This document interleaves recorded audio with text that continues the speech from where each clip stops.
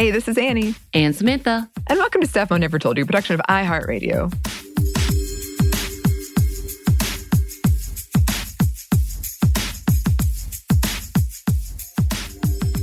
And welcome to another Monday Mini. I think this one's going to be a shorter one, but we always say that, and it, never seems to happen. I'm not going to lie. Some of these things, it's going to make me go on a rant. Oh, I love it. I love a good rant. This is actually related. We've been talking a lot about just the general poor quality for women when it comes to just existing online, including on dating apps. So with that being said, a bit of a content warning for some of the grossness many women do encounter on dating apps. We're not going to go into anything too specific, but if you've been on a dating app as a woman, then I bet you know what we're talking about. Right. Yes. So the idea for this episode came up because recently-ish, it was International Asexuality Day. And thanks to everyone who sent me messages. That was very sweet. I wasn't expecting that, and I loved it. Because I've been more open about my sexuality, I have gotten some comments that were not great. So I thought we could have a bit of a PSA here. Yeah. And this is for, none of you because you all are the best, but I bet that even if you aren't ace, you can relate to some of this. So I thought we could have this moment to just sort of air some grievances, shut some things down. And if some of these things do sound familiar to you, like you said it or you've done it, which would surprise me, I don't think it's our fan base, our listener base. It may be the newer listeners trying to figure out who we are and what we're doing. And if it does sound familiar to you, I need you to stop. We're going to have a talk. Okay? Okay. Yes. Getting all riled up already. I'm telling you. Okay. So with that being said, we're going to just run through some things that I actually heard on International Asexuality Day. So, yes, again, do not say these things to someone who has come out as asexual. I will say, don't say them to anybody unless you have a real good beat on this is something that they would enjoy. Yes, so number one, you just need my big dick. Right. So that's the first thing I saw. I'm angry. I am very angry. And I really am like, what? For any context, for any person, anyone, if it's just a woman just rejecting you and you say this, you deserve to be kicked in your dick. Point blank. Yeah. And I know violence is not the way. But there are consequences to actions, even if you're hiding behind an app. Yes. Or a screen or whatever. Yes. And one thing that really bothers me about this, and again, I know a lot of women can relate to this comment, whether you're asexual or not. It's that idea that kind of the Gone with the Wind thing of she was being sort of grumpy. Right. He knew to feel better, she needed sex. Right. And it was non-consensual rape, essentially. Right. And then she feels better. Right. Or she's doing better, which is gross and disgusting. And this comment seems to imply I will fix what is wrong with you. You just haven't. I've got the thing that you need, girl. Right. So, and a lot of this inserts violence and harassment. There's nothing cute about this. There's nothing funny about this. This kind of statement, as a heterosexual woman, wants to make me go celibate. And I'm not correlating that to asexuality, just in general, just to cut out men for peace. I know. Once again, the stuff we're putting up with on dating apps specifically, but just in general, it's ridiculous. This is ridiculous. That is something that unfortunately can be a thing, sort of that conversion therapy for asexual people. It's often, you just need to have sex with me. Right. And there has been violence from that. And some of you listeners have written in about that. So I hate that. Hate this whole thing. Another thing I heard was, all these other men just don't know how to please you. You just haven't had sex with me yet. I can cure you. No. And very heteronormative. who knows what I've been up to? You don't know. Right. And I'm going to say, because you have to say that out loud, you really haven't probably pleased the woman in your head, because you have thought, hey, I came, so obviously she came. That's that same narrative. So you are not doing any favors to yourself. This is little dick energy, if there is a such thing. Yes. Yes. And also, I just hate, we try to make the point all the time that sexism hurts everybody. I hate that, like, having a big dick and, like, pleasing a woman in this very heteronormative sense, I guess, is equated with your masculinity and feeling good about yourself. Right. And, like, we could have a whole conversation about, like, the hard to get and the conquest aspect of it. But it's just harmful. It's harmful to everybody. It's no good. Right. This is dehumanizing in every way. Yes. Yes. Another thing I heard, you just can't find a partner to put up with you, are afraid of putting yourself out there. No. So the meaning behind this, I am to ascertain, I guess, is that I am asexual, which I guess they're saying I'm not actually, because I can't find anybody. And therefore, I'll just go about my life like this. Right. Because I'm too afraid to put myself out there. Right. Is this the same thing as, like, oh, you're single and you say you choose to be single, but it's really because you can't find anybody? Is that the level? Yes, because, wow, I think so. Once again, it's easier to be single, to be honest. Let's just be real, except for, like, when it comes to finances and such, maybe not. But as a woman in the relationship, as we've talked about, the labor that has to go through, and oftentimes who it's assigned to, and statistically who is given more labor. Yeah. What? No. Also, I think we've already gotten to the point that women are any individual are fine on their own and have their own personality and don't need someone else to make them who they should be. Right. Yeah. And this is going back to, like, all that fear mongering we've talked about so often around single women. And I feel like when I get comments like this, the idea is you don't realize how sad it is yet. But you're going to get older and you're going to realize, like, this is real sad, which is gross. It's actually, like, none of your business. Again, yeah.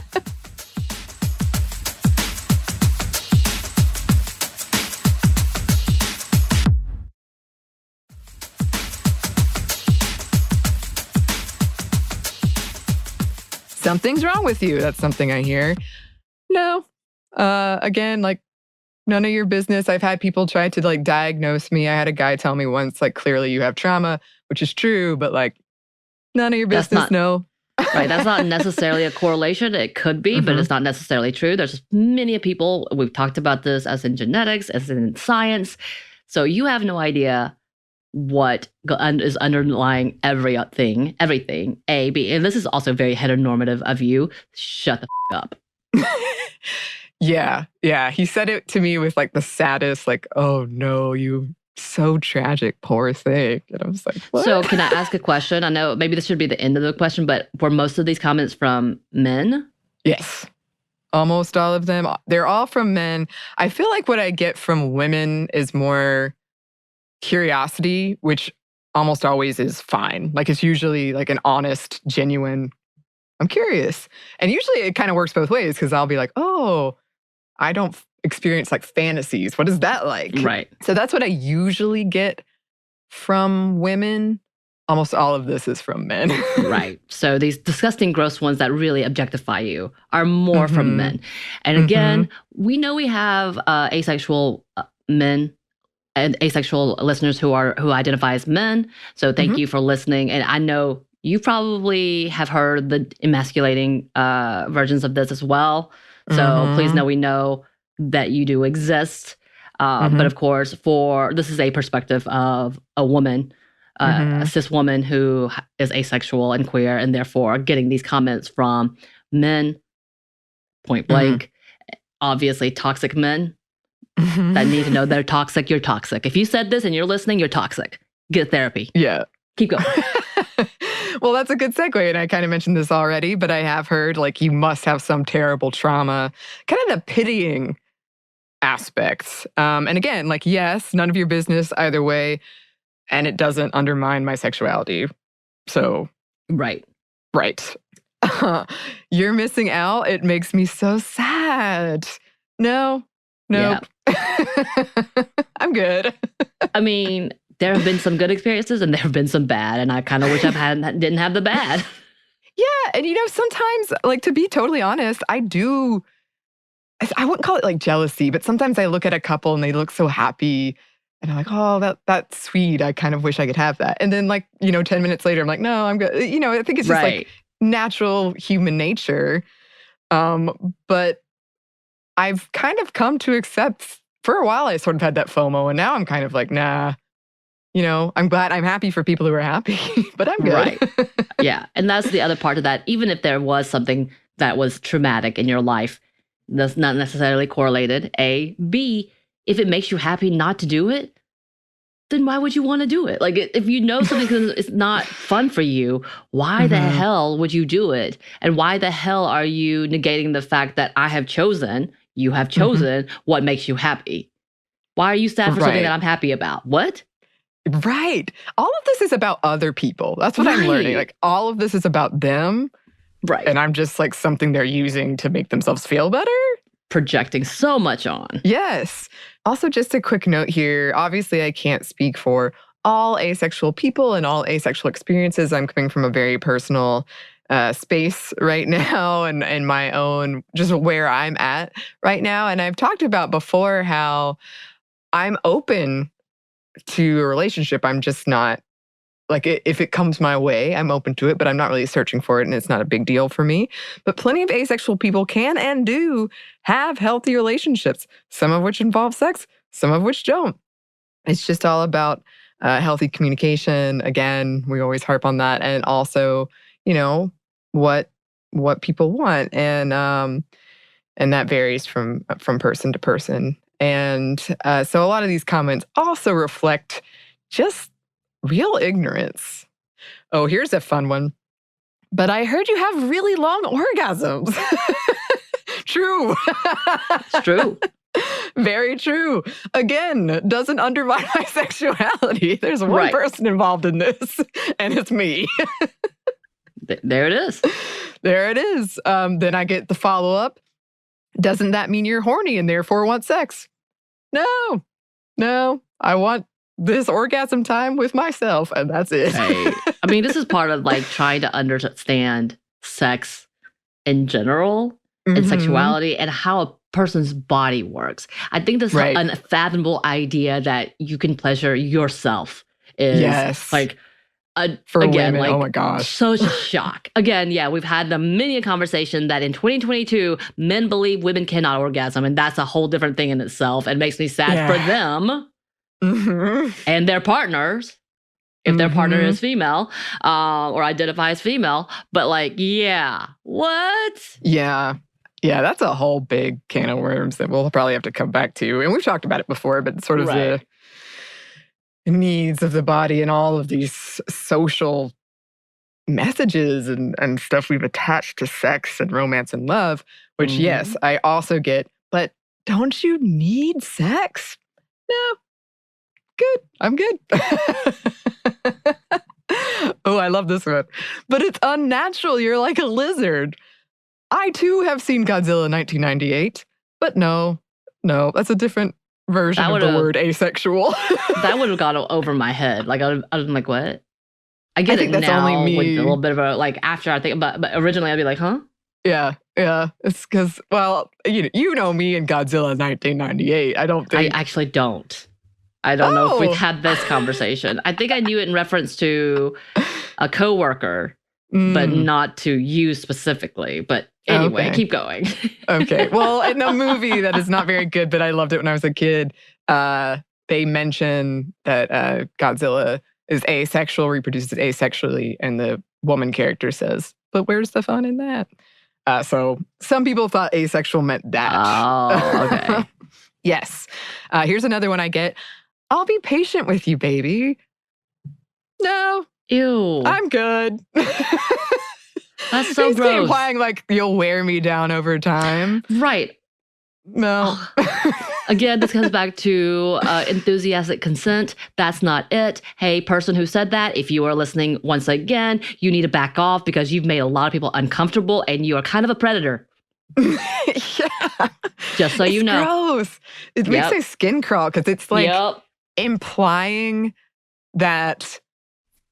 Oh, but the other part of this is that's all you needed is someone to be patient with you. Right. What? Right. And like the idea that they think that's sexy. Ugh. Yeah, that's so demeaning. Who are you? Go away. Thank you. Go away. On International Asexuality Day. How dare you?